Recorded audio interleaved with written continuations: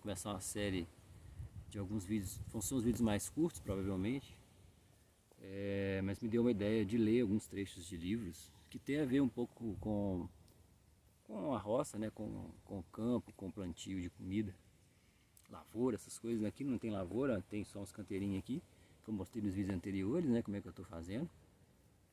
Hoje inclusive dei mais uma adiantada ali. Hoje foi pouco resíduo, mas já coloquei, já está feitinho ali.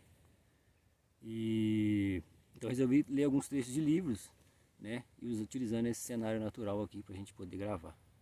Bom, espero que o vídeo que esteja pegando bem o áudio. O livro que eu vou ler aqui é Pergunte o Porquê ao Solo e às Raízes, da Ana Maria Primavesi, né? Da série Ana Primavesi. Esse livro aqui espero que esteja pegando bem. É um livro muito interessante que eu estou começando a ler. Então deixa eu chegar aqui.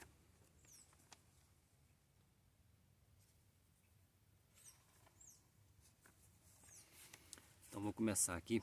Espero que seja interessante para quem vai ouvir, assistir. Então vou ler aqui a apresentação.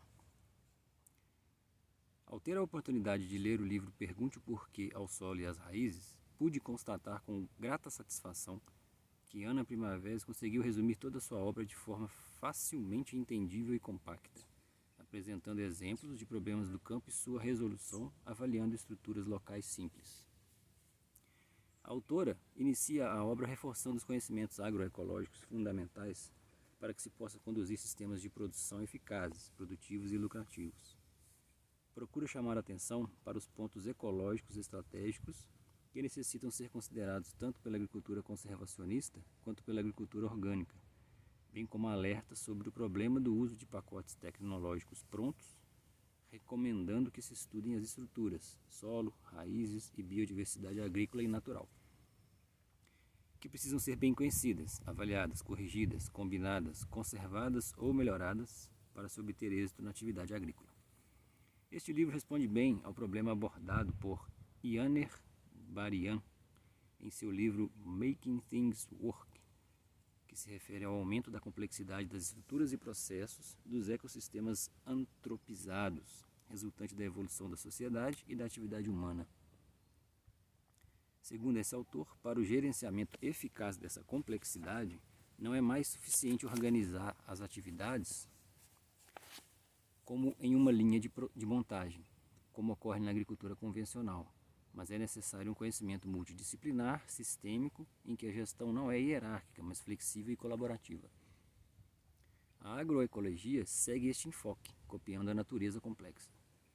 E onde ocorre fracasso da visão linear com o uso da tecnologia agronômica atualmente praticada, Ana, em seus 99 anos de experiência de vida e 70 de profissão, conseguiu trazer de forma clara e simples o sucesso na agricultura, utilizando a visão integrada e sistêmica, ensinando onde medir, onde atuar, como atuar nessa gestão da complexidade agrícola atual, com exemplos práticos. Odo Primavesi, engenheiro agrônomo e pesquisador científico da Embrapa. Então essa foi a apresentação do livro, do Pergunte o Porquê ao Solo e às Raízes.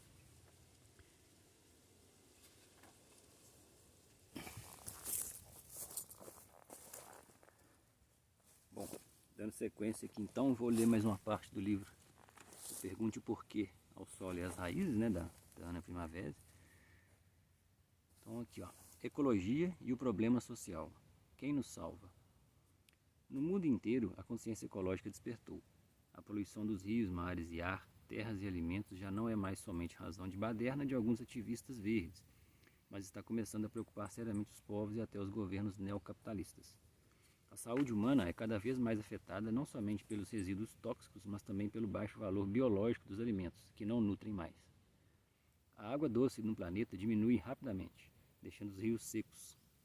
A magnificação ou acumulação biológica dos venenos pulverizados nas lavouras toma formas inimagináveis, com o aparecimento de compostos químicos tóxicos cada vez mais concentrados em peixes, aves marinhas e camarões.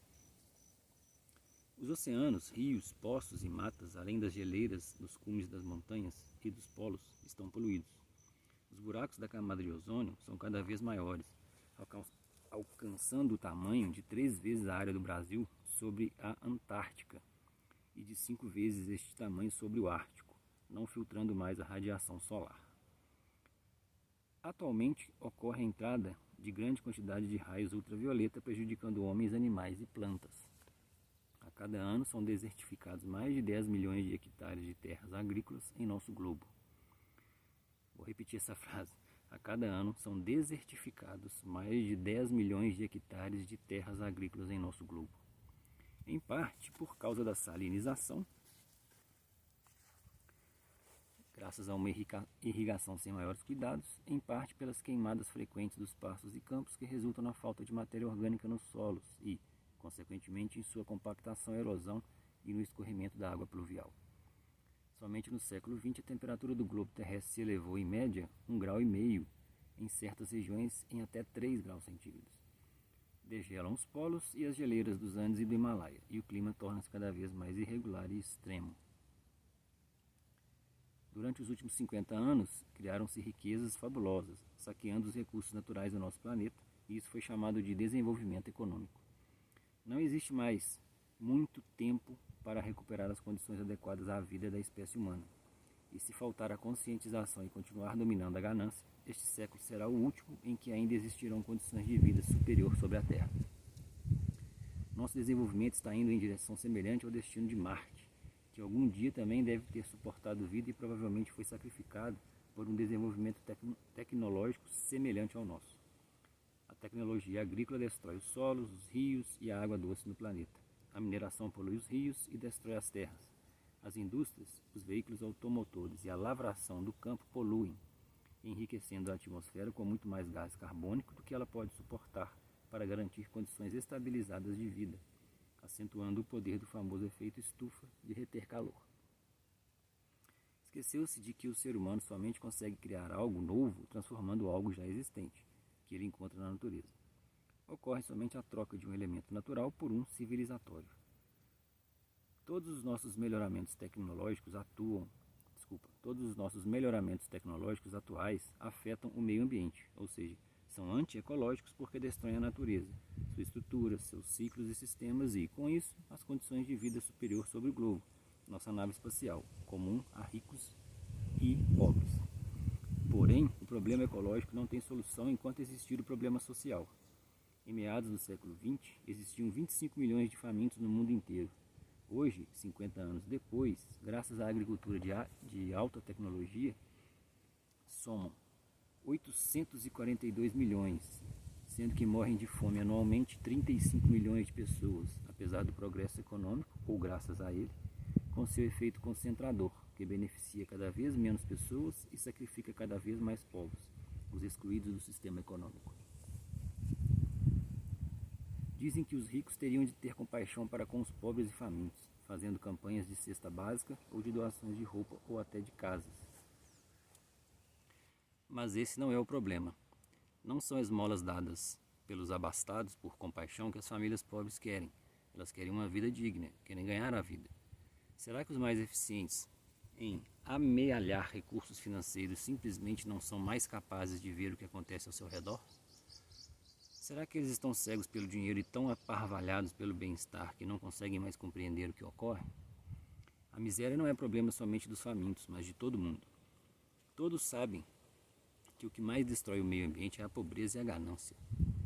Na tentativa desesperada de conseguir algo comestível, destroem-se os solos e, consequentemente, os cursos da água, que não se abastecem mais, exterminam animais, às vezes já raros, como tartarugas, capivaras, javalis, pacas e outros. Não são somente as madeireiras da mata amazônica que exterminam as árvores mais preciosas, como o mogno e pau-brasil, dos quais todo mundo fala e que os ricos ambicionam. Também os pobres e famintos da Caatinga, região semiárida do Nordeste, exterminam suas árvores mais importantes, como os faveleiros e os umbuzeiros. Estes últimos, por causa das bolotas grandes de depósito de água e reservas alimentícias que carregam em suas raízes e que os ajudam a sobreviver à seca. Destroem os pastos, fazendo de 4 a 5 queimadas por ano para ter forragem para suas cabras, o que torna a vegetação cada vez mais rala, mais pobre e mais miserável, e os solos cada vez mais duros e mais secos, promovendo a saarização, como José Guimarães Duque, 1980, o maior estudioso dos problemas da seca do Nordeste, a denomina, porque a pouca chuva que cai escorre em enchentes e o pouco que penetra na superfície do solo é levado pelo vento seco e permanente. Enquanto 7 em cada 10 pessoas no mundo estão famintas, não existe conservação do meio ambiente. Nenhum convênio internacional, nenhuma medida efetiva para manter o ambiente, nenhuma ação para proteger plantas e animais, porque contra a fome não existe proteção. Ou acabamos com a fome, ou a fome acaba com as condições de vida em nosso planeta. E se a população mundial realmente se preocupa com sua sobrevivência, que nos últimos 50 anos foi posta em xeque, a primeira coisa que todos deveriam fazer é combater a fome. Não por compaixão, mas por simples autoconservação, para assegurar a continuação de vida superior no planeta Terra. Parece que a maioria das pessoas esqueceu que cidade alguma, seja grande, esplêndida e rica, pode garantir a vida. A vida vem do campo, da terra, do solo que produz nossos alimentos. E mesmo o mais rico gênio em informática que vive em mundos virtuais não escapa do fato de necessitar manter a sua vida por meio de alimentos produzidos em solos reais, regados pela chuva e pela água dos rios. Salvar os famintos não tem nada a ver com compaixão, mas com razão, porque, queiramos ou não, a Terra é nossa astronave comum, de ricos e de pobres. E se ela afundar, afundamos todos juntos. Riquíssimos, ricos, abastados, pobres e famintos. Não há exceção nem salvação, ou todos, ou ninguém. Ou será que os abastados e os políticos acreditam firmemente que podem sobreviver em plataformas espaciais, ou até mesmo em Marte, que eles procuram terrificar, criar condições de vida terrestre? A tecnologia avança.